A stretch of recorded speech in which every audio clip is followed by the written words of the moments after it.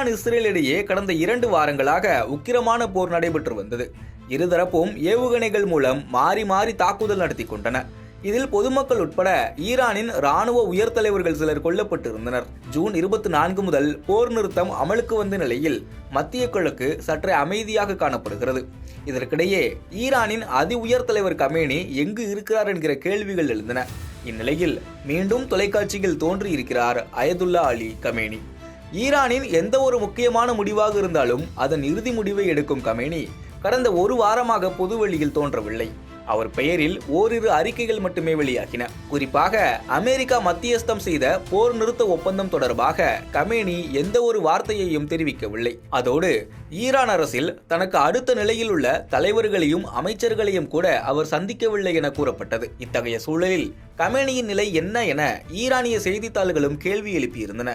அவர் பொதுவெளியில் தோன்றவில்லை என்பது பொதுமக்களையும் பதற்றப்படுத்தியது. இந்நிலையில்தான் ஈரானின் வெற்றியை அறிவிக்க ஈரானின் தொலைக்காட்சியில் மீண்டும் தோன்றியுள்ளார். கமேனி வெளியில் வராத கடந்த 1 வாரத்திற்குள் ஈரானில் ஏகப்பட்ட நிகழ்வுகள் நடந்தன. கமேனியின் நெருங்கிய உதவியாளரும் இஸ்ரேலின் தாக்குதலில் காயமடைந்ததாக கூறப்பட்டது. இவை அனைத்திற்கும் மேலாக கமேனி அவருக்கு எதிரான கொலை முயற்சிகளிலிருந்து தப்பிப்பதற்காக மின்னணு தகவல் தொடர்புகள் அனைத்தையும் தவிர்த்து வருவதாக அதிகாரிகள் தெரிவித்திருந்தனர். ஈரானின் அரசியல் ஆய்வாளரான ஹம்சே சஃபாவி போர் நிறுத்தத்தின் போது கூட இஸ்ரேல் கமேனியை படுகொலை செய்ய முயற்சிக்க கூடும் என ஈரானின் உயரதிகாரிகள் பலர் சந்தேகிக்கின்றனர் என தெரிவித்திருந்தார். எனவே தீவிர பாதுகாப்பு நெறிமுறைகளை கமேனியை சுற்றி அமல்படுத்தி வருகின்றனர் எனவும் தெரிவித்திருந்தார். ஆனால் மூத்த அதிகாரிகளும் இராணுவ தளபதிகளும் கமேனியை சந்தித்தீர்களா என்கிற கேள்விக்கு பதிலளிப்பதை தவிர்த்தே வந்தனர். அயதுல்லா அலி கமேனியின் ஆவண காப்பக அலுவலகத்தின் தலைவரான மெஹ்தி பசேலியிடம் ஈரானின் அரசு தொலைக்காட்சியின் தொகுப்பாளர் சில கேள்விகளை கேட்டிருந்தார். முக்கியமாக மக்கள் அயதுல்லா அலி கமேனியை பற்றி கவலைப்படுகிறார்களே, அவர் எப்படி இருக்கிறார் என்று சொல்ல முடியுமா என கேள்வி எழுப்பினார். அதற்கு பதிலளித்திருந்த பசேலி, உச்ச தலைவரை பாதுகாக்கும் பொறுப்புள்ளவர்கள் தங்களது வேலைகளை சிறப்பாக செய்கிறார்கள் என்று தெரிவித்திருந்தார்.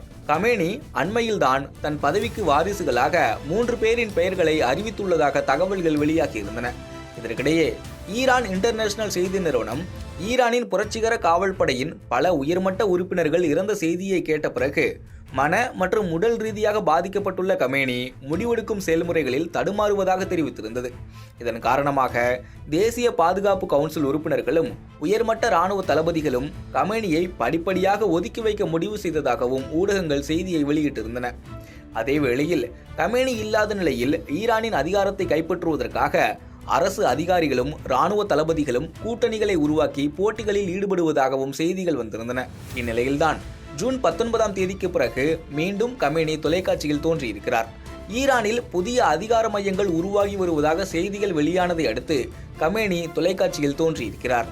தொலைக்காட்சியில் பார்க்கும்போது சோர்வாக தெரிந்த கமேனி தனது நாடு அமெரிக்காவின் முகத்தில் அறைந்ததாக தெரிவித்தார்.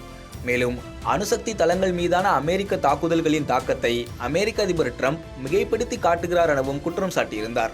சியோனிச ஆட்சி முற்றிலுமாக அழிக்கப்படும் என்று அமெரிக்கா உணர்ந்ததால் தான் ஈரானுக்கும் இஸ்ரேலுக்கும் இடையிலான போரில் அமெரிக்கா தலையிட்டது எனவும் தெரிவித்திருக்கிறார். அவர்கள் எங்கள் அணுசக்தி நிலையங்களை தாக்கினர். இது நிச்சயமாக சர்வதேச நீதிமன்றங்களில் குற்றவியல் வழக்கு தொடர தகுதியானது. ஆனால் அவர்கள் குறிப்பிடத்தக்க எதையும் செய்துவிடவில்லை என தெரிவித்துள்ளார். ஈரான் சரணடைதல் தொடர்பாக பேசிய கமேனி, ஈரான் ஒருபோதும் சரணடையாது எனவும் மீண்டும் அமெரிக்கா ஈரானை தாக்க முடிவு செய்தால் அதற்கு கடுமையான விலையை கொடுக்க வேண்டி வரும் எனவும் எச்சரித்திருக்கிறார்.